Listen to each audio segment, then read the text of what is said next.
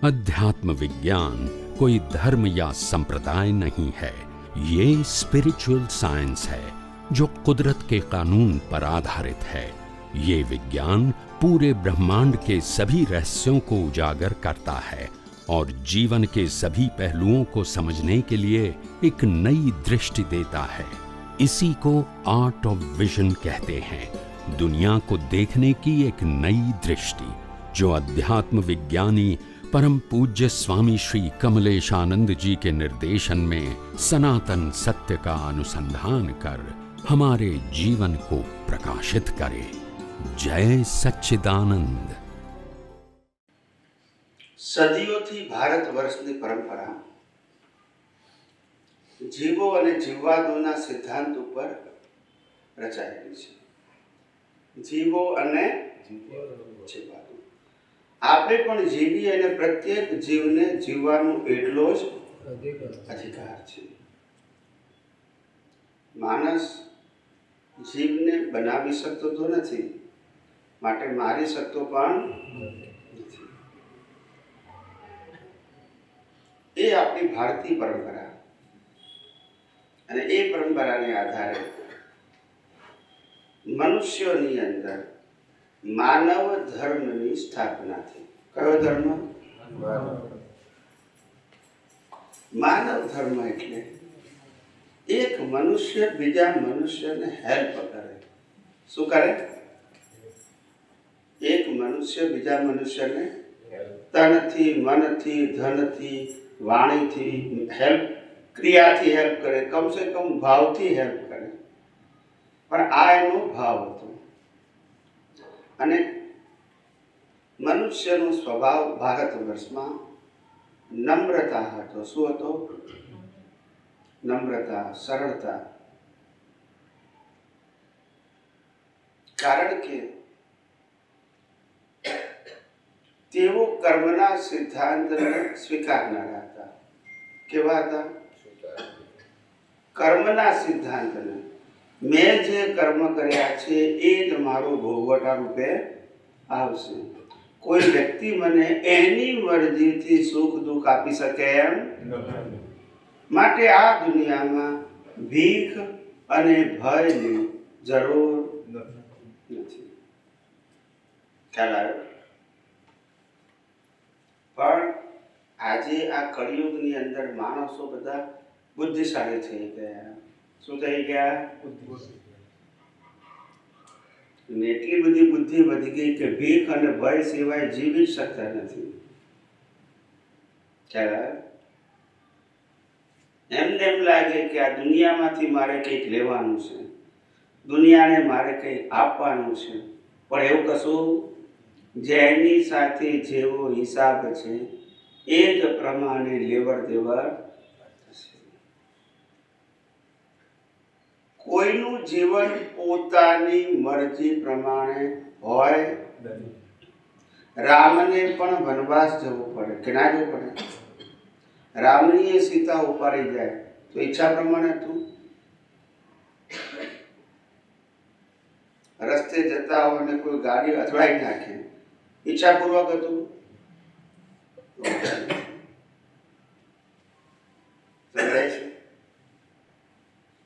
કશું ઈચ્છાપૂર્વક કોઈનું થતું પણ કર્મના હિસાબ પ્રમાણે થાય છે અને હિસાબ પ્રમાણે થાય એમાં કોઈ પણ વ્યક્તિ ફેરફાર કરી શકતું નથી। સમજાય છે? અને માટે જ્યારે ફેરફાર નથી કરી શકતા તો પછી આ જીવનનું આટલું બધું મહત્વ કેમ? જે પરિણામ છે એ તો ફિક્સ છે। સારું કે એટેન્શન આપવાથી એમાં કોઈ ફેરફાર નથી થવાનો। જે સમયે, જે સ્થળે, જે વ્યક્તિ સાથે જેવો હિસાબ વીટ્યો હશે એવો જ સમજાય છે? માટે નિશ્ચિત થવું અને સ્વભાવથી સરળ રહેવું, જાગ્રત રહેવું, પણ કેવા રહેવું? સરળ રહેવું।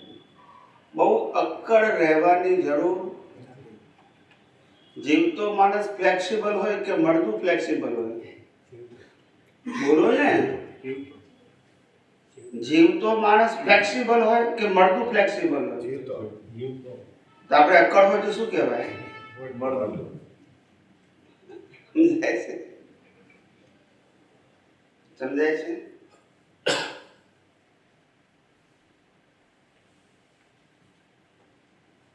જીવતો માણસ તરવાની મહેનત કરે તોય ડૂબી જાય, અને મરેલો કોઈ મહેનત ના કરે તોય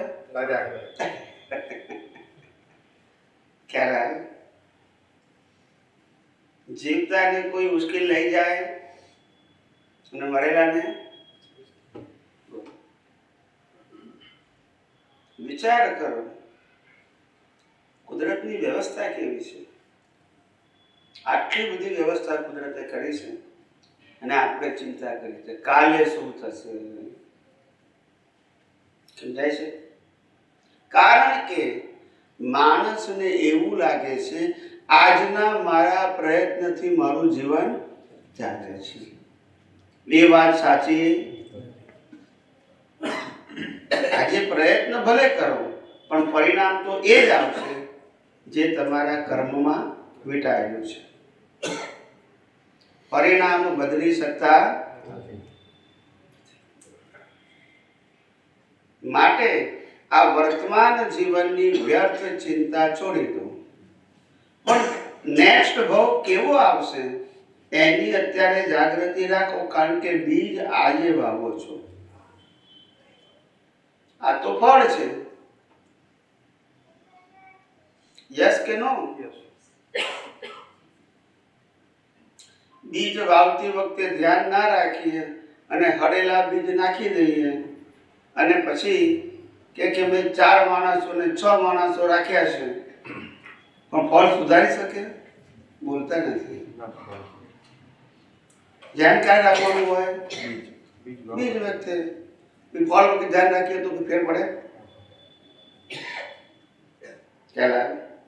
પરીક્ષા આપવા ગયો ત્યારે મહેનત કરી નહીં અને રિઝલ્ટ લેવા ગયો ત્યારે ચોપડી વાંચીને ગયો. બોલતા નથી. બોલો ને. માર્ક વધે ને? આવું છે તો આ લાઈફ શું છે? આ દેખાતી લાઈફ એક્ઝામ છે કે રિઝલ્ટ છે? રિઝલ્ટ. અત્યારે ચોપડીઓ વાંચે છે. આપણે રિઝલ્ટમાં ચોપડી વાંચવાની હોય? વાંચવાની શેની હોય? એક્ઝામમાં. અંદર એક્ઝામ આપો છો ને એની તૈયારી કરો. આ રિઝલ્ટમાં શું વાંચવાનું હતું? એ ફિક્સ છે કે આપણે નક્કી કરીએ છીએ? મારી વાત તમને સમજાય કે હું શું કહેવા માંગુ છું?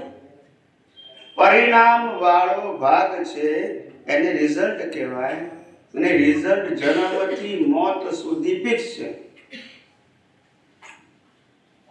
એ એક્ઝામનો ભાગ, અને એક્ઝામનો ભાગ અંદર છે. ક્યાં છે? અંદર.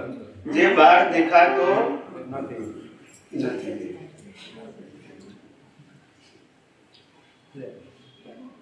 ખ્યાલ આવ્યો?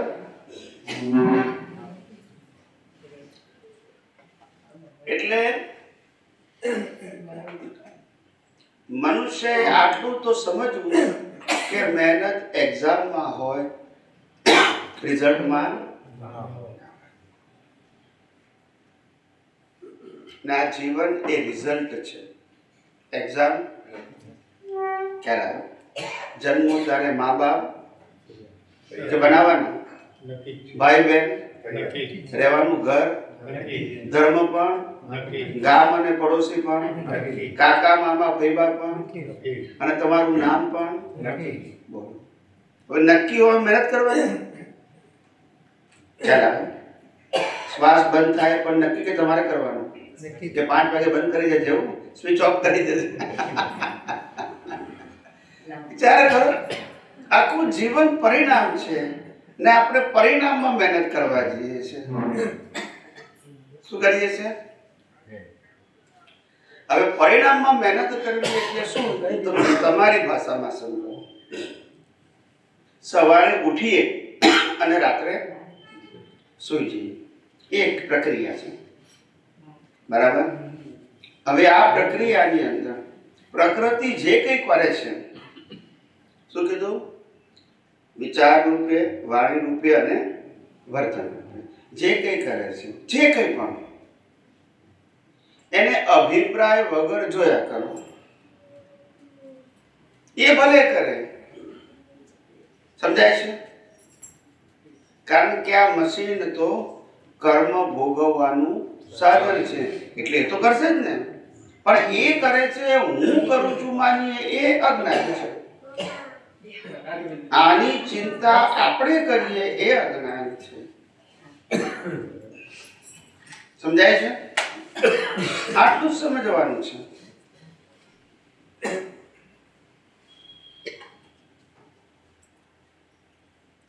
આજે જે વસ્તુ ગમતી નથી એના બીજ નાખવા નહીં. શું કીધું? હા, જે આજે નથી ગમતી તો પછી એના બીજ ના નાખવા, અને જે સંજોગ હાલ્યો આવે છે અત્યારે એનો સંભાવે શું કરવો? નિકાલ. સમભાવે નિકાલ એટલે અવસ્થામાં રાગ દ્વેષ ન કરવો તે, અને અવસ્થામાં રાગ દ્વેષ ન થવું એટલે અવસ્થાને કુદરતી રચના જોવો. આટલું સીધું સાધું છે. સમજાય છે?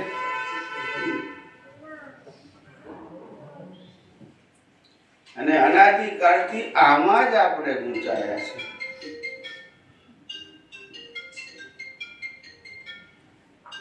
મિકેનિકલ લાઈફમાં ગૂંચાયા છે. કઈ લાઈફમાં?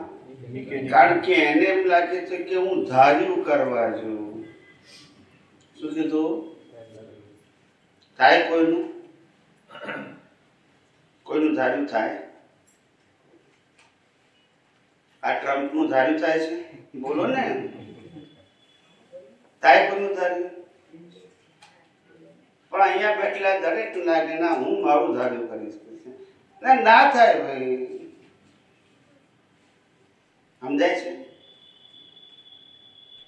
જેવા કર્મો વીટેલા છે એવા જ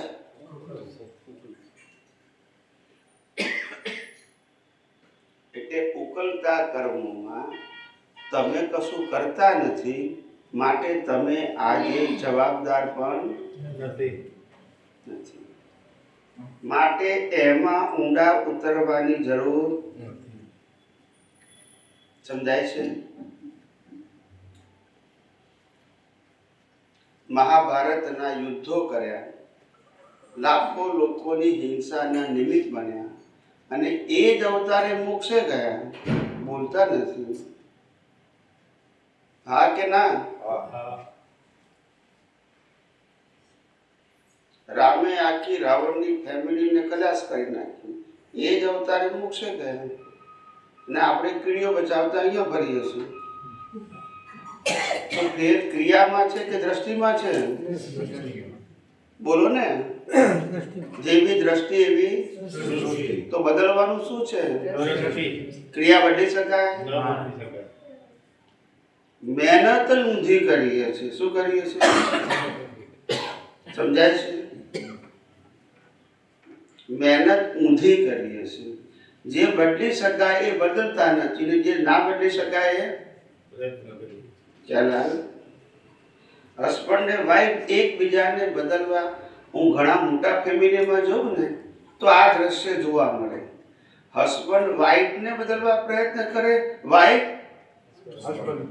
સાસુ વહુને બદલવા પ્રયત્ન કરે, વહુ છોકરા મા બાપને સુધારવા જાય, ને મા બાપ કોણ કોને સુધારે છે એ જ ખબર નથી. પણ એકબીજાની વાહે તારે જ્ઞાની કે ભાઈ દ્રષ્ટિ સુધાર ને, કોઈને સુધાર. આને પણ સુધારવાની જરૂર નથી. દ્રષ્ટિ સુધાર કે મન વચન કાય અને તેની અવસ્થા માત્ર બધાના મન વચન કાયની અવસ્થા કુદરતી રચના છે. એમાં સુધારવાનું ક્યાં આવ્યું? સુધારવાનું ક્યાં આવ્યું એમાં? અને બગાડવાનું ક્યાં આવ્યું? સમજાય છે? આપણે આપણે અજ્ઞાનતાથી અવળી મહેનત કરીએ છીએ. કેવી કરીએ છીએ? અજ્ઞાનતાથી. અને એ મહેનત શારીરિક નથી, માનસિક છે. અને માનસિક મહેનતથી માણસ થાકી જાય છે. સમજાય છે? અને એ થાક એવો છે ઘણી વખત તો 6-6 મહિના સુધી ઉતરતો નથી. શારીરિક થાક ઉતરી જાય, માનસિક ના ઉતરે. સમજાય છે? સમજાય છે? અને માનસિક થાક એ અજ્ઞાનનો થાક છે. શેનો છે? અવસ્થાનો થાક. અને શારીરિક થાક એ અવસ્થાનો છે. એ ઊંઘી જાવ એટલે પણ પેલો સમજાય છે? એ અજ્ઞાનતાનો થાક છે. એ જેવું અજ્ઞાન વીટ્યું છે ને એવું ઉકલે છે ખરું. એ ઉકલતી વખતે કુદરતી રચના નથી જોતો એટલે માનસિક થાક લાગે છે. કયું મન? જીવતા મનમાં. મરેલા મનમાં નહીં. મરેલું મન તો પરિણામ ભોગવે, જીવતો મન ભોગવે છે. પછી રાગ દ્વેષ કરીને નવા કર્મ બાંધે છે. જીવતું મરેલા મન તો મિકેનિકલ છે, એમાં કશું થાય એ તો ઉકલે જ કરવાનું. ના ઉકેલવું હોય 12 વાગે તમારે ઊંઘવું હોય તો ઊંઘવા દે. એ કયું મન? જીવતું કે મરેલું? બોલો ને. મરેલું. એ ચાલ્યા જ કરે.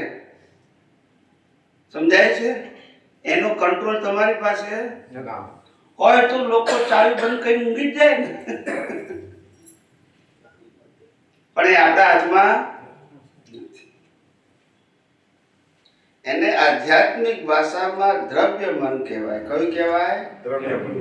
એ દ્રવ્ય મન એ મિકેનિકલ માઇન્ડ છે.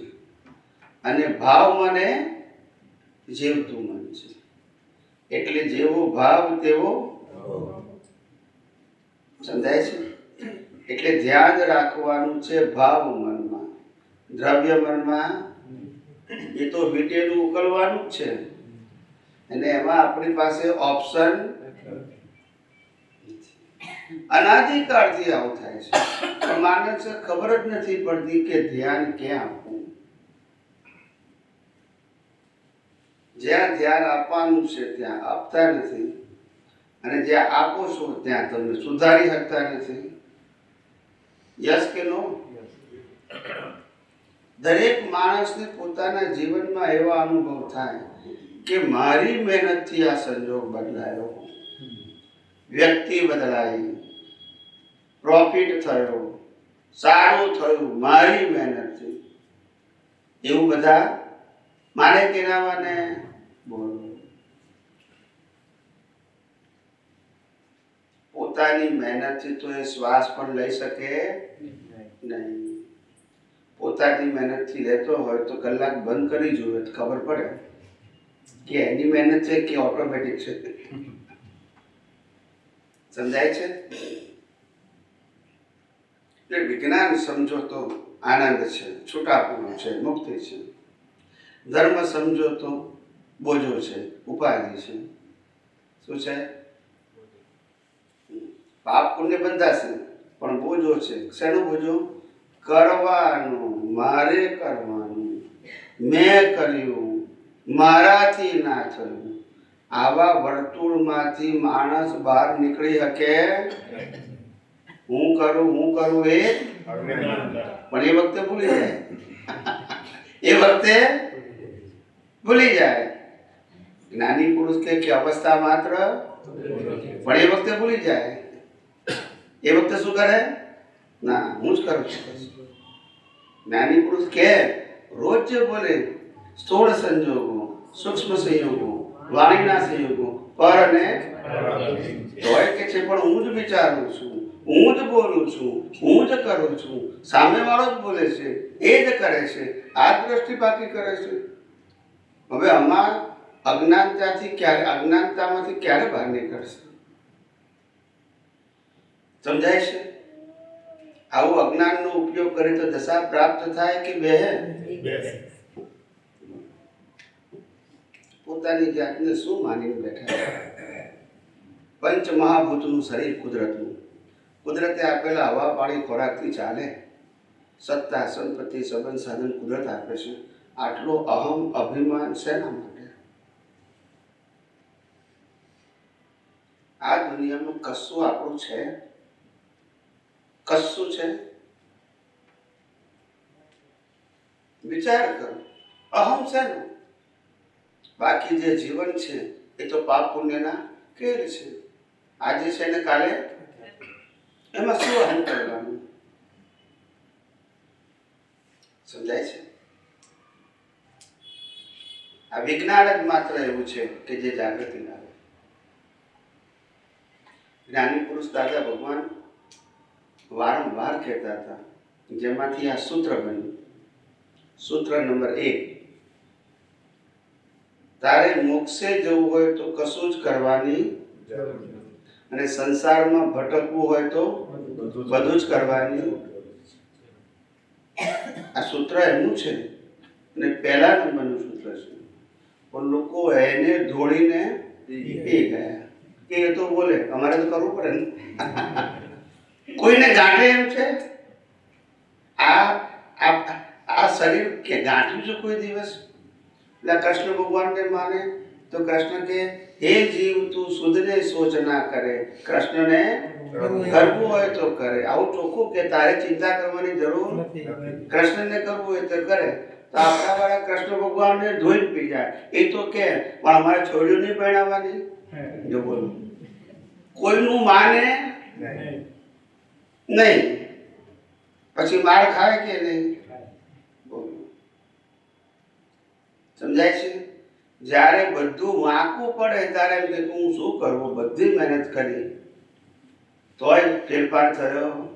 તો પહેલેથી સમજી જાઓ ને ભાઈ કે આ દુનિયા ફેરફાર કરવા માટે નથી. જે હિસાબ છે શું કરવાના છે?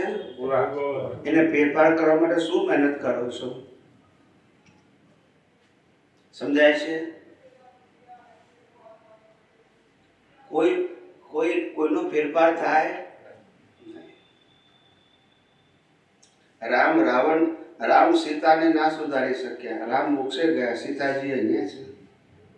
મહાવીર મોક્ષે ગયા, ધર્મપત્ની અહીંયા છે. સમજાય છે? કોઈને સુધારી શકે, હિસાબ પૂરા કરી શકે, સુધારી ના શકે અને બગાડી ના શકે. જેનો જેવો હિસાબ હોય એવું જ ઉકલે. પણ જે નવો ચિત્રામણ કરશો ભાવનું, એવી નવી લાઈફ આવશે. જાગવાનું અંદર છે અને જાગીએ છે. સમજાય છે? સમજાયું કે નહીં?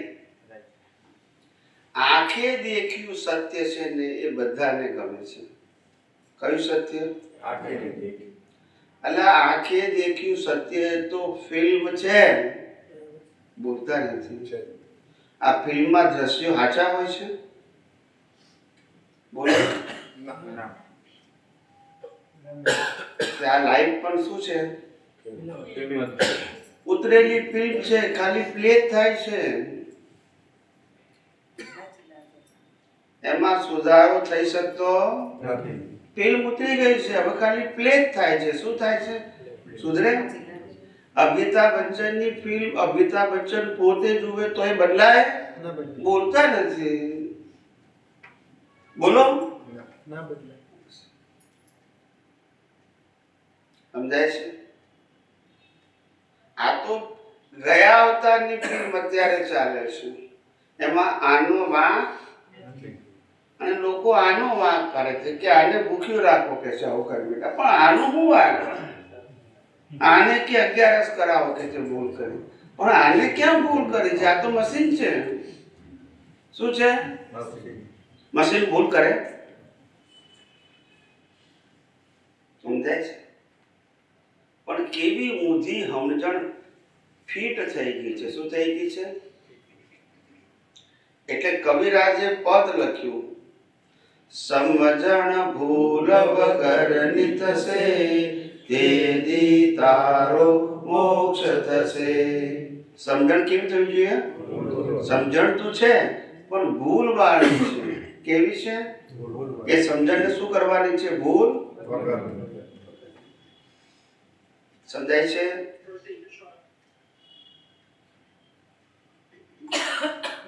હવે પ્રશ્ન પૂછો. માઇક આપજો. જય સચિદાનંદ. જય સચ્ચિદાનંદ. મને ક્યારે જ્ઞાન પ્રાપ્ત થશે? મને ક્યારે જ્ઞાન પ્રાપ્ત થયું કહેવાય? મને ક્યારે જ્ઞાન પ્રાપ્ત થયું કહેવાય? જ્ઞાન પ્રાપ્ત થયું ક્યારે કહેવાય? જ્યારે અનુભવમાં આવવાની શરૂઆત થાય ત્યારે. શેની શરૂઆત થાય? નહીં તો પ્રાપ્ત થયું ના કહેવાય. પ્રાપ્ત થયું અને મળવામાં ફેર શું છે? મળવું એ તો ફરજિયાત છે, અનુભવ થવો ફરજિયાત નથી. હવે સમજી ગયા? અનુભવમાં આવવું જોઈએ તો પ્રાપ્ત થયેલું છે, ને તો મળ્યું છે. મળ્યું એટલે સબ્જેક્ટ શું થઈ ગયો? પૂરો થઈ ગયો. આજે આ ભાઈ મળ્યા મને, આખી જિંદગી ના મળે એટલે એ હિસાબ શું થઈ ગયો? પૂરો થઈ ગયો. સમજાય છે? આ દુનિયામાં મળેલી કોઈ પણ વસ્તુ કેરી ફોરવર્ડ થતી એ આ અવતાર પૂરતી જ છે. મા બાપથી માંડીને તમારા શરીરથી માંડીને બધું આ અવતાર પૂરતી છે. યસ કે નો? મળેલી એક પણ વસ્તુ કેરી ફોરવર્ડ નહીં થાય. ચાલો, પણ ભાવ કરેલી વસ્તુ નેક્સ્ટ બર્થમાં રૂપકમાં આવશે. અને ડાયજેસ્ટ કરેલી, શું કરેલી? અનુભવ કરેલી, પચાયેલી વસ્તુ એ અનુભવ અને સમજણ રૂપે સાથે આવશે. પ્રાપ્ત કરેલી ને વાંચેલી ને સાંભળેલી નહીં. ખ્યાલ આવ્યો? ને આપણા વાળા તો પહેલેથી જ હોશિયાર છે. કુદરતે ભૂલ કરી કે નહીં એ તો ખબર નથી. કાન 2 આપ્યા છે. કેટલા? બધા સમજી ગયા. સમજી ગયા ને? એક નથી આપ્યું. ખ્યાલ આવ્યો? આવું છે. કુદરતને સમજવી સાહેબ. The world is the puzzle itself. એમને પઝલ થાય છે. કેમ થાય છે? કારણ કે સમજ્યા. ખ્યાલ આવ્યો? અને પઝલને ડિઝોલ્વ કેવી રીતે થાય? અવસ્થા માત્ર તો પછી કોઈ પઝલ જ નથી. છે હોય તે. ખ્યાલ? કવિરાજનું પદ છે, આવે છે તે સ્વીકારી લો દુનિયા આથમશે. શું કે છે? આવે છે તે સ્વીકારી લો દુનિયા આથમશે. ક્યાં આવે છે તે સ્વીકારી લો તો દુનિયા. એક ભાઈ આયા હતા, તે દાદા ભગવાનને ફરિયાદ કરતા હતા એમના વાઈફ વિશે. શેના વિશે? કે મારા વાઈફનો સ્વભાવ કર્કશ છે. કેવો છે? અને કીધેલું સાંભળતા એમને ધાર્યું જે હોય એ. હવે કરું હું ના સમજાયું. ના સમજાયું. સમજાયું કે નહીં? તો કે લગ્ન કરતા વખતે પૂછ્યું નહીં. અને જેને કરાય એ ગોર મહારાજને પૂછતા નથી, બોલતા નથી. જેને કરાવ્યું એને પૂછતા નથી, જેને પૂછો છે એને કરાવ્યું નથી, બોલતા નથી. સમજાયું કે નહીં?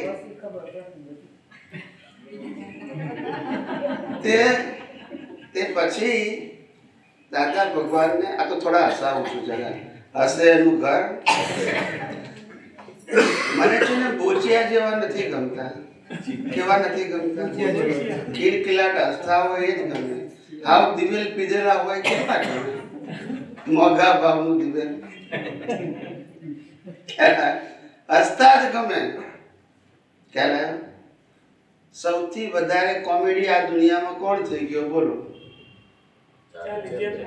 Charlie Chaplin.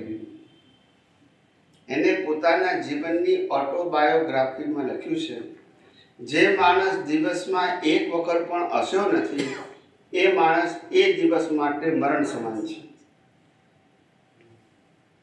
બીજું વાક્ય લખ્યું છે, હું વરસાદની પ્રશંસા કરું છું. કેમ?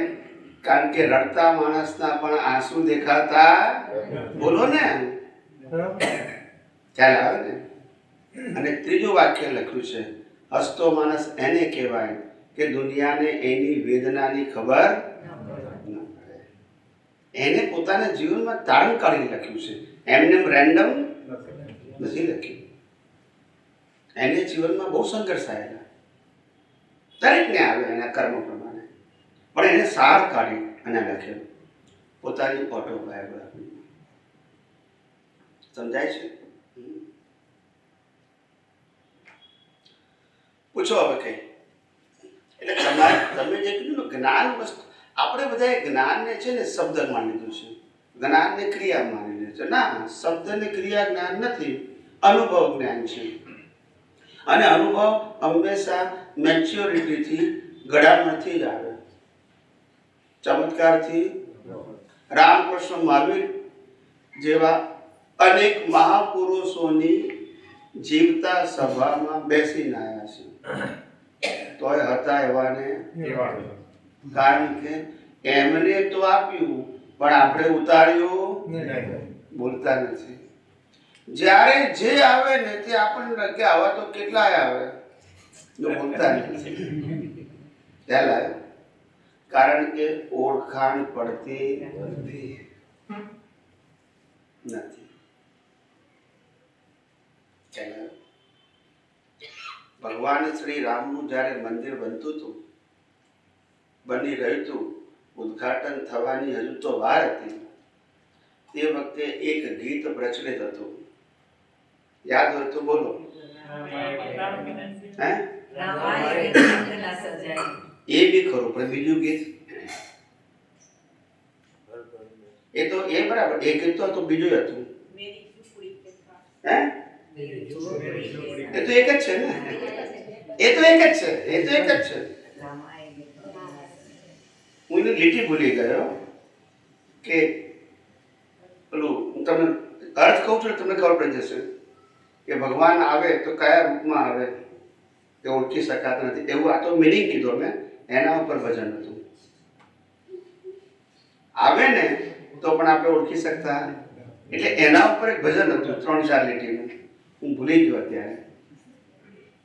અને એ વારંવાર યુટ્યુબ ને બધામાં આવતું હતું. कौन से रूप से એવું કંઈક આવતું હતું. ભગવાન कौन से रूप से आएगा એવું કંઈક આવતું હતું. ના ના ના, બહુ સરસ છે. એ પણ પોપ્યુલર જ હતું એમ કે ભગવાન ગમે તે રૂપમાં આવી શકે છે. આ તમને મિનિંગ કહું છું. એ લીટી મને યાદ નથી આવતી. એક્ઝેક્ટ લીટી યાદ આવે તો ખ્યાલ આવે. મિનિંગ એનો સારો હતો. पता नहीं इस किस रूप में आए, बोलो. पता नहीं किस रूप में आके नारायण मिल जाएगा. पता नहीं किस रूप में आके नारायण मिल जाएगा. ખ્યાલ આવે? ખબર નથી કયા કયા વેશે આવે. આપણને ખબર એ ભિખારીના વેશે આવી શકે અને ભક્તના વેશે પણ આવી શકે. બહુ પ્રચલિત હતું. એટલે લોકોને એવું લાગે કે નારાયણ ને ભિખારી બહાર હશે, એ આવશે. અલા એ નહીં, એ તો રૂપક થયું. આ પરમાત્માના બહાર રહેલું ચાવડું એ ભિખારી હોય અને ભગતે હોય, પણ અંદર નારાયણ છે એમ કે છે. બોલતા નથી. બધા બહાર નારાયણ બોલે છે, અંદર જ છે. આ ભિખારી હોય કે ભગત હોય, રોડપતિ હોય કે કરોડપતિ હોય, પણ નારાયણ તો અંદર જ છે. આના વેશ હોય, આના વેશ હોય, આવું છે. લોકો બહાર ખોળે છે. ખ્યાલ આવે છે? આ આત્મા જે રૂપે આવે એ ભગવાનનું રૂપ કહેવાય. ખ્યાલ આવે ને? દુનિયા માટે તો આ રૂપ દેખાય ને, આ રૂપ દેખાતું.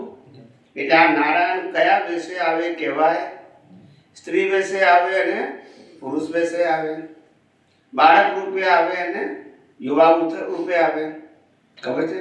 પણ નારાયણ તો તેના એને અવસ્થા હોતી શરીર જે શરીરમાં નારાયણ પ્રગટ્યા છે એની અવસ્થા હોય કે રામને પણ વનવાસમાં ભીખ માગવી પડે. યસ કે નો? કૃષ્ણ ભગવાનને જંગલમાં પાણી માંગવું પડે, મહાવીરને પણ ભિક્ષા વોરવા જવું પડે. યસ કે નો? આવું છે એ આનું રૂપ છે, આનું નહીં. એટલે આ કયા રૂપમાં આવે આપણે ઓળખતા જ નથી. આપણે તો આને જોઈએ, આના આધારે આને ઓળખવાનું કે આ છે ત્યાં સુધી જ આ છે. આ નીકળી ગયા પછી આની કોઈ વેલ્યુ પછી રાખ જ છે. શું છે? પછી રાજાની હોય કે ભિખારીની હોય, એ બે રાખ હરખી હોય કે જુદી હોય? તો પછી હવે સમજાય છે? આ બધા 5 ઇન્દ્રિયોના ચમત્કાર છે. ખ્યાલ આવ્યો? બાકી તો રાખ નહીં. ઘણા કહે છે કે સ્વામીજી આ લોકો ભસમ કેમ લગાવે છે? મૂકવું એને ખબર છે કે આ ભસમમાંથી બનેલું છે. બોલતા નથી ના સમજાય. આ મનુષ્યમાંથી, ભસમમાંથી, અને છેલ્લે ભસમમાં. એટલે જ્ઞાન અનુભવનો વિષય છે. સમજાય? જ્ઞાન પ્રાપ્તિનો વિષય નથી. જ્ઞાન ગમે તે આપી શકે, તમે ના સમજી શકો તમારા માટે જ્ઞાન નથી. સમજાય છે? જ્ઞાન આત્મસાત કરવાની વસ્તુ છે, જ્ઞાન અનુભવ કરવાની વસ્તુ છે. ખ્યાલ આવ્યો? અને એ દ્રષ્ટિનો વિષય છે. મન વચન કાયાનો વિષય નથી. બીજું કઈ પૂછવું છે? મારા કર્મનો નાશ કેવી રીતે થઈ શકે? કર્મનો નાશ કેવી રીતે થઈ શકે? કર્મનો નાશ કઈ રીતે થઈ શકે સમજાવું. પહેલી વસ્તુ એ કે કર્મનો નાશ માણસ કરી શકતું નથી, અજ્ઞાનનો નાશ કરી શકે છે. પહેલું વાક્ય, કર્મનો નાશ માણસ કરી શકતો, અજ્ઞાનનો નાશ કરી શકે છે. કર્મનો નાશ કુદરત ફરજિયાત કરે છે. તમારી પાસે ઓપ્શન, જે સમય જે થવાનું છે એ સમય થશે. કુદરતની મરજી પ્રમાણે થશે, તમારી મરજી પ્રમાણે. કર્મનો નાશ કરવાનો નથી. કર્મ તો શ્વાસોશ્વાસ સાથે જોડાયા છે અને શ્વાસોશ્વાસ સાથે પૂરા પણ. આપણે નાશ કરવો હોય તો અજ્ઞાનનો નાશ કરવો, જેનાથી નવા કર્મ. આને તો જન્મથી મોત સુધી ફરજિયાત જ છે. આજે કઈ તારીખ થઈ? બોલો. 18 ડિસેમ્બર 2025. આપણે બધા 17 ડિસેમ્બર 2000 પહેલાના બધા સમય માટે મરી ગયેલા છે. બોલતા નથી કે મારવા પડે. આ 4 કલાક પછી 18 તારીખ માટે મરી જઈશું. જિંદગી ફેરતી તો એ ફરજિયાત છે, ઓપ્શન છે કે મહેનત કરવી પડશે? સમજ્યા? કર્મ તો એની મેતે જ ઉકલવાના સાહેબ, અને એનો ટાઈમ લઈને આવ્યા છે. સારા કર્મનો ટાઈમ લઈને આવ્યા, ખરાબ ટાઈમનો ટાઈમ લઈને આવ્યા છે. અને બધા જ કર્મનો સરવાળો એનું નામ આયુષ્ય. કોઈ પણ શ્વાસોશ્વાસ કર્મના ફળ વગર હોઈ શકે. આપણને લાગે કે અત્યારે મારે કોઈ કામ નથી, હું રિલેક્સ છું, પણ એવું ક્યારે હોતું નથી. એ અનુકૂળતા છે. શું છે? પણ એ કર્મ વગરનો, કર્મ ફળ વગરનો સમય. પણ આપણને આ બધી વાતો સમજણ જ પડતી નથી. મહેનત કરી ત્યારે કર્મ દેખાય, આરામ કરી ત્યારે કર્મ ના દેખાય. એટલે એ કર્મનું ફળ જ છે ને, નહીં તો કોઈને કરવો હોય તો નથી થતો. સમજાય છે કે નહીં? ફરવા જવું તો ફરવા ના જવાય. ખ્યાલ આવે? અને સેલ્સમેન કે છે હું બહાર જઈને થાકી જાઉં છું, તો આ કર્મ ના કે છે, આ પસંદગી નથી. ખ્યાલ આવ્યો? કોઈ સમય, કોઈ શ્વાસ એવો નથી કે જે શ્વાસમાં તમારા કર્મનું ફળનું પેમેન્ટ ના થતું હોય, એવો કોઈ શ્વાસ જ નથી. શ્વાસ જ એના માટે આપ્યો છે, કર્મ ભોગવવા માટે. એમાં અનુકૂળતા પણ હોય ને પ્રતિકૂળતા પણ હોય, સુખના સંજોગ હોય ને દુઃખના સંજોગ હોય, ગમતાય હોય ને ના ગમતાય હોય. ખ્યાલ આવ્યો? પણ એ ફરજિયાતનો ભાગ છે. કયો ભાગ છે? અને અજ્ઞાન રાખવું કે નાશ કરવું એ આપણા પુરુષાર્થનો ભાગ છે. કારણ કે એનાથી નવા કર્મ બંધાય. પાકો? બીજું પૂછવું હોય તો પૂછો. સંબંધોમાં સમસ્યા કેમ હોય? સંબંધો એટલે સમસ્યા. સમસ્યા ના હોય તો સંબંધ જ ના હોય. સંબંધ એટલે હિસાબ. શું કીધું? સંબંધ એટલે હિસાબ. પછી એ ગમતો હોય કે હિસાબ ના હોય તો કોઈ કેમ છે એ કેમ કરે? આપણને બોલતા નથી. કેમ કરે આપણને? હિસાબ વગર કરે કોઈ? કઈ પણ હિસાબ છે તો તમને કેમ છે એ કરે. સારું કરે કે ખરાબ કરે, પણ હિસાબ ના હોય તો કરે? ચાલો, આ સંબંધો એટલે જ હિસાબ જ છે. હિસાબ જ છે, બીજું છે શું? સંબંધને ધર્મની ભાષામાં કહેવાય ઋણાનું બંધ. એટલે બંધાયેલા. શું કીધું? લોખંડની હાકળ હોય તો કાપી શકાય, પણ આ ચામડાના બંધન છોડી શકાય નહીં. પેલું તોડી શકાય, પણ આને કેમનું તોડવું? ચામડાના બંધન તોડી શકાય, લોખંડના બંધન તોડી શકાય. કારણ કે ચામડાના બંધન કુદરતી કાનૂનથી બંધાયેલા છે, તમારી મરજીથી નથી બંધાયા. ગમતા હોય કે ના ગમતા હોય, કુદરત તમારા હિસાબ પૂરા કરાવશે. તમારી પાસે પસંદગી નથી. સમજાવી પ્રભુ? બીજું કઈ પૂછવું છે? પૂછો. તમારું આજે ચેપ્ટર પૂરું કરી નાખ્યું. છેલ્લો પ્રશ્ન કઈ આપણે 4 પ્રશ્નો ફ્રીમાં છે, પછી ચાર્જ લઈશું. મારી અંદર રહેલો અહંકારનો નાશ થયો એવી સમજણ ક્યારે ઊભી થાય? હા, મારી અંદર રહેલો અહંકારનો નાશ થયો એની મને ક્યારે ખબર પડે?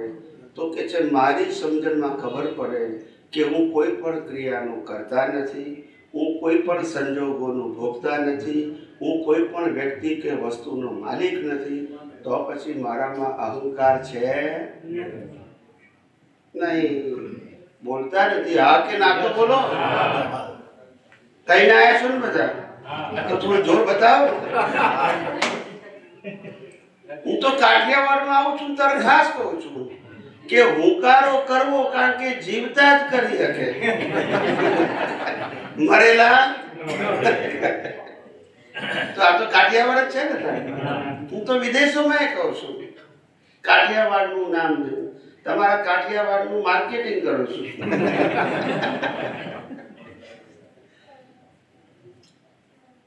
બીજું કઈ પૂછવું છે?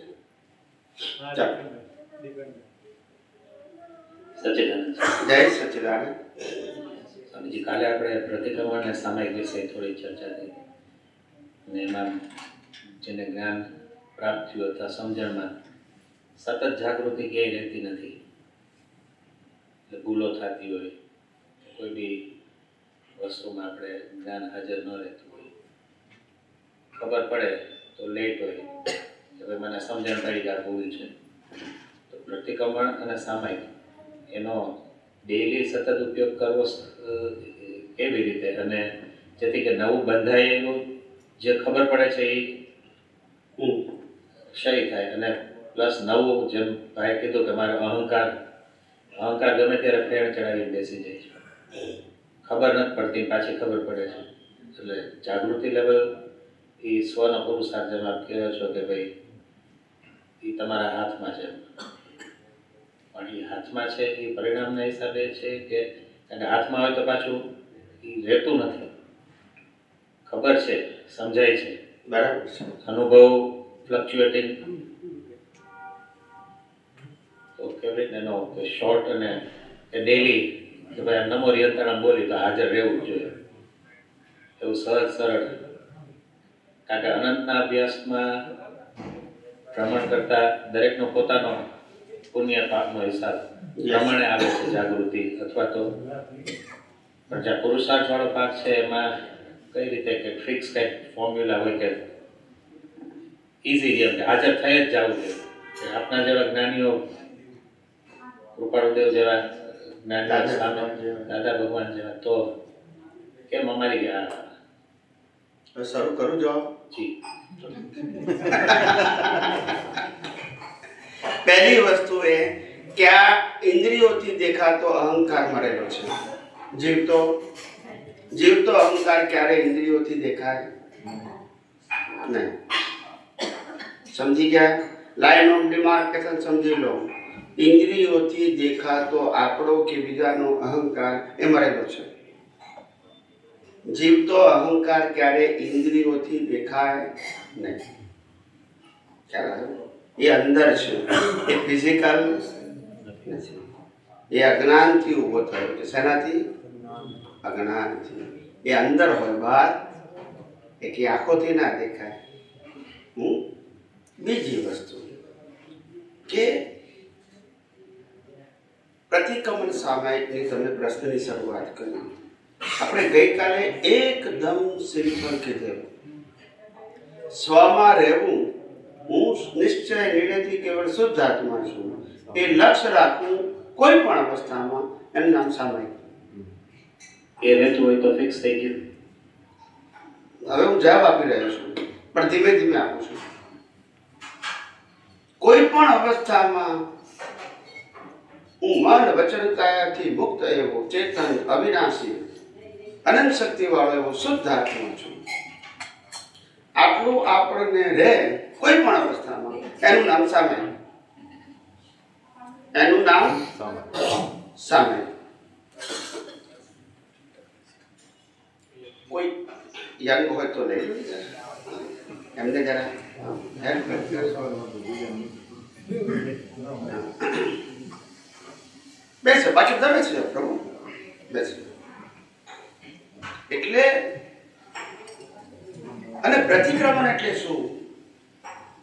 મન વચન કાયા અને તેની અવસ્થાઓ, અને 5 જ્ઞાનેન્દ્રિયોથી અનુભવાતી બાકી બધી અવસ્થાઓને કુદરતી રચના જોવું એટલું જ પ્રતિક્રમણ. કુદરતી રચના જોવું એ જ પ્રતિક્રમણ. ખાલી જોવું બસ. પણ કુદરતી રચના જુઓ, રાગદ્વેષ ના થાય. પણ જોવાનું ચૂકાઈ ગયું. જોવાનું ચૂકાઈ ગયું. પાછળથી જુઓ. પાછળથી જોઈ ત્યારે શું? કશું નહીં, કુદરતી રચના જ જોવાનું કહું છું. કુદરતી રચના 6 મહિને દેખાય કે 6 વર્ષે દેખાય, કોઈ બી ઘટના, જ્યારે કોઈ પણ ઘટના હાજર થાય તો કુદરતી રચના જોવા સિવાય બીજો ઓપ્શન ના રાખવો. એટલે પ્રતિક્રમણ, જ્યારે દેખાય ત્યારે, જેટલી વખત દેખાય એટલી વખત. પ્રતિક્રમણ થઈ ગયું. કુદરતી રચના જોવું એ જ પ્રતિક્રમણ. સમજાયું? કુદરતી રચના જોવું એ જ પ્રતિક્રમણ. ભાવથી શુદ્ધાત્મા જોઈને એના પ્રત્યે શુદ્ધાત્માનું લક્ષ્ય રાખવાનું, જોવાનું નહીં. શુદ્ધાત્માનું લક્ષ્ય રાખવાનું. આ ઊંધું જ્ઞાન ભરાઈ ગયું છે. કેવું ભરાઈ ગયું છે? ઊંધું સમજણ ક્લિયર. પછી પૂછું છું, જવાબ નથી આપી શકતા. કહેતા બી દીવાના પણ સુનતા બી દીવાના છે. તમને કીધું શુદ્ધાત્મા જુઓ, કેમ ના જોશો? જેનો રૂપ રસ ગંધ સ્પર્શ આકાર નથી. હવે તમે બતાવો કઈ રીતે જુઓ છો, બોલો ને. જેનું રૂપ નથી, રંગ નથી, ગંધ નથી, સ્પર્શ નથી, આકાર નથી, કઈ રીતે જોશો? જોવા માટે કંઈક તો જોઈએ ને, એ તો છે નહીં. માટે કીધું કે શુદ્ધાત્માનું લક્ષણ એ ઇન્દ્રિયોથી, બુદ્ધિથી જોવાની વસ્તુ નથી, સમજવાની વસ્તુ છે. જોવાની વસ્તુ નથી. માટે જોવું શબ્દ ના વાપરવો. સમજવું કે આ શરીરમાં પણ શુદ્ધાત્મા છે અને સામેવાળા શરીરમાં પણ શુદ્ધાત્મા છે. આટલું સમજવાનું, લક્ષમાં રાખવાનું. અને જોવાનું શું? અવસ્થા જે દેખાય છે 5 ઇન્દ્રિયોથી અનુભવાય છે એને કુદરતી રચના જોવી. એને મેં લક્ષ શબ્દ વાપર્યો નથી. જોવાનું કહું છું. કોઈ ગુસ્સો કર્યો, કુદરતી રચના. આને કોઈના ઉપર ગુસ્સો કર્યો, કુદરતી રચના. હવે ખ્યાલ આવી ગયો? કુદરતી રચના જોવું એ પ્રતિક્રમણ, કુદરતી રચના જોવું એ અકર્તાપણું, કુદરતી રચના જોવું એ માલિકીપણું ના હોવું તે, કુદરતી રચના જોવું એ ભોગતાપણું ના હોવું તે, કુદરતી રચના જોવું એટલે દેહાધ્યાસ ના હોવો તે. સમજી ગયા? બસ. કુદરતી રચના એ જ પ્રતિક્રમણ. ગઈકાલે ના સંભળાયું? દાદાએ શું કીધું? ભલે ગમે એટલા ભાવ ખરાબ કર્યા હતા પણ આજે શું છે? કુદરતી રચના. હવે ખ્યાલ આવી ગયો? કુદરતી રચના જોવું બધી જ અવસ્થાને અને શુદ્ધાત્માનું લક્ષ્ય રાખવું. જોવું શબ્દ નહીં વાપરવાનું. આ તો કહેતા બી દીવાના, સુનતા બી દીવાના. કોઈ પૂછતું નથી કે અમારે જોવાનું શું. અને બધા ટોકું ધોણાવે, તાળીઓ પાડે. સમજ્યા વગર પૂછતું નથી કોઈ કે અમારે શુદ્ધાત્મા જોવો કેમનો? જેનું રૂપ નથી, રંગ નથી, ગંધ નથી, સ્પર્શ નથી, આકાર નથી, કેમનો જોવો? પૂછો તો ખરા. આ તો ધકેલ પણ છે, દોષ. દાવો મેળવવાનો સમજણ ભૂલ વગરની થશે, તેદી તારો મોક્ષ થશે. આ સમજણ ભૂલ વગરની કરો. આ સમજણ છે ને ભૂલ વાળી છે. એને કેવી કરો? ભૂલ તો ઉકેલ આવશે, નહીં તો નહીં આવે. સાહેબ ચાલો. અનુભવી પુરુષ સિવાય કોઈ પણ વ્યક્તિ જેમ છે તેમ કહી શકે નહીં. બધા લોપડ ચોપડ જ કરે. બરાબર છે, બરાબર છે, બરાબર છે, આગળ જવા દો કે છે. સમજાય છે? કોઈ સુધારો કરે નહીં. અનુભવી પુરુષ ભૂતકાળમાં જે કઈ વાતો થઈ હોય એના સૈદ્ધાંતિક ખુલાસા કરે. કેવા કરે? પોતાના વ્યૂ પોઈન્ટ ના નહીં, સૈદ્ધાંતિક. અને સૈદ્ધાંતિક એટલે કુદરતનો. ચાલો. મારા એક ભાઈ હતા તે મને પ્રશ્ન પૂછ્યો આને આગલા પર્યુષણની શિબિરમાં 8 દિવસની કે અમે બધા, હું સિમંદર સ્વામી ભગવાન જેવો શુદ્ધાત્મા છું, હું શ્રી કૃષ્ણ ભગવાન જેવો શુદ્ધાત્મા છું, હું દાદા ભગવાન જેવો શુદ્ધાત્મા છું, તો અમને લાભ ના થાય? બોલતા નથી. મેં કોઈ નુકસાન ના થાય પણ લાભે ના થાય. આ ઊંધું ભયડો છું. રામકૃષ્ણ મહાવીર શુદ્ધાત્મા હતા કે એમની અંદર હતા? તમે તો રામકૃષ્ણ મહાવીરને શુદ્ધાત્મા કહો છો. બોલતા નથી. હું કૃષ્ણ ભગવાન જેવો શુદ્ધાત્મા છું એટલે શું થયું? કૃષ્ણ ભગવાન શું થયા? હું મહાવીર ભગવાન જેવો શુદ્ધાત્મા છું. મહાવીર શું થયા? તો મહાવીર શુદ્ધાત્મા હતા કે એની અંદર હતા? હવે ઊંધું ભયડો પછી શું થાય? દશા પ્રાપ્ત થાય કે બેહે? આવું ઊંધું. એ શું બોલ્યા જવા દો ને, આપણે સુધારો ને. હું આજે બોલું તો કોને પૂછે? એમને પૂછે કે મને પૂછે? એ બોલી ગયા, આપણે જવાબ દઈએ. પણ આજે હું બોલીશ તો પૂછે કોને? તો જવાબ કોને આપવો પડશે? તો હું એવું ભર્યું તો શું થાય પછી? સમજાય છે કે નહીં? જેમ છે તેમ બોલો ને, કે જેમાં સિદ્ધાંત હોય, શ્રદ્ધા. પહેલા રામકૃષ્ણ મહાવીરને ભગવાન કહેતા હતા, હવે રામકૃષ્ણ મહાવીરને શુદ્ધાત્મા કહીએ છીએ. શું ફેર પડે? બોલતા નથી. ચાલો, પહેલા રામકૃષ્ણ મહાવીરને આપણે શું કહેતા હતા? હવે આપણે શું કહીએ છીએ કે રામકૃષ્ણ મહાવીરને શું છે? કૃષ્ણ ભગવાન જેવો શુદ્ધાત્મા છું. એટલે કૃષ્ણ ભગવાન શું થયા? હું મહાવીર ભગવાન જેવો શુદ્ધાત્મા છું. એટલે મહાવીર ભગવાન શું થયા? ભગવાન. તો એ શુદ્ધાત્મા છે કે એમની અંદર છે? હવે આ કરેક્શન કોણ કરશે? બોલતા નથી. કોઈ કરે? કોઈ હિંમત કરે?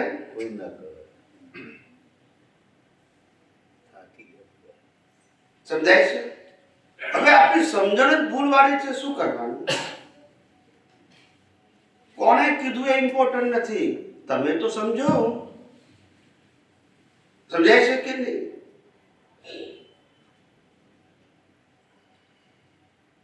બધી બાબતમાં આપણે જ્ઞાનીની વાતોને ગળી ગયા છે. શું ગયા છે? ગળી ગયા. વિચાર કર્યા અને કોઈ પૂછે એટલે પછી માથું ખંજવાળે છે.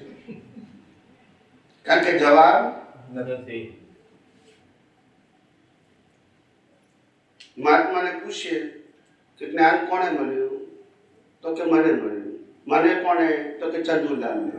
પછી હું પ્રશ્ન પૂછું, ચંદુલાલને બાળી નાખી એટલે જ્ઞાન જતું રહે ને એટલે પાછા માથું ખંજવાળે છે. તો ખબર જ નથી. તો પછી જો બોલતા નથી. હવે આ સમજણ સાચી છે કે ભૂલવાળી છે? એ કોણ સુધારશે? ગયેલા સુધારશે. જાતે સુધારી હોય તો ઉપર પહોંચી ગયો મોક્ષે.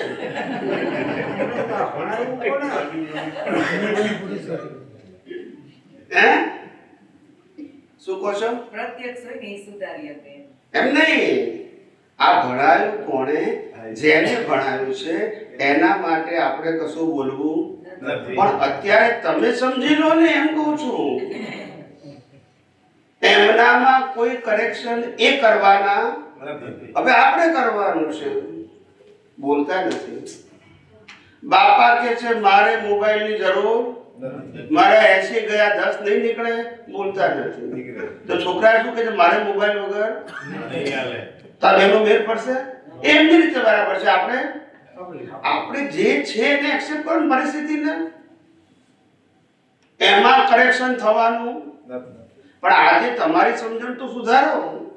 એ કોઈ તમને પૂછે તો તમને પૂછે ત્યારે જવાબ તમારે આપવો પડશે ને. પણ તમે ખોટો આપશો તો પેલો તમારી કસોટી કરશે કે નહીં કરે કે આવું બોલો છો? આવું છે. બહુ જ સમજવું પડે સાહેબ.